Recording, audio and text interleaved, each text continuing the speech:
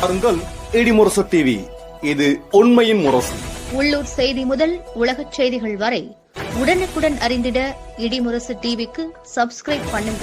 குளித்தலை நகராட்சி நகரமைப்பு ஆய்வாளர் விஜய் வரதராஜன் கட்டிடம் அப்ரூவலுக்கு பணம் கேட்டதாக கட்டிட பொறியாளர் சங்கத்தினர் உள்ளிருப்பு போராட்டத்தில் ஈடுபட்டனர்.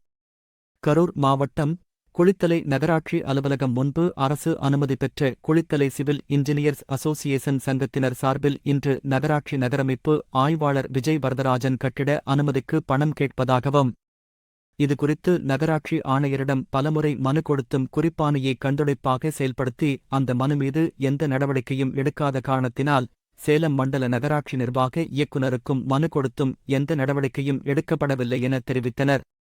இது சம்பந்தமாக இன்று நகராட்சியில் நகரமைப்பு ஆய்வாளர் விஜய் வரதராஜனிடம் சந்தித்தபோது பொறியாளர்களை தரக்குறைவாக பேசி நீங்கள் யாரிடம் வேண்டுமானாலும் மனு கொடுக்கலாம் என்று பேப்பரை முகத்தில் தூக்கி எறிந்து மண்டல இயக்குநருக்கே தான் பணம் தருகிறோம் என்று கூறியதாக கோபம் அடைந்த பொறியாளர்கள் எங்களுக்கு நீதி வேண்டுமென்று ஆய்வாளரை கண்டித்து காலை முதல் இரவு வரை நீதி கேட்டு அலுவலகம் முன்பு தரையில் அமர்ந்து போராட்டம் நடத்தினர். சம்பவ இடத்திற்கு வந்த நகராட்சி ஆணையர், குளித்தலை காவல்துறை உதவி ஆய்வாளர் சரவணகிரி சமாதான பேச்சு வார்த்தையில் ஈடுபட்டனர். அவர்களின் கோரிக்கைகளை ஏற்று 20 நாட்களுக்குள் நடவடிக்கை எடுக்கப்படும் என தெரிவித்ததன் பேரில் கலைந்து சென்றனர்.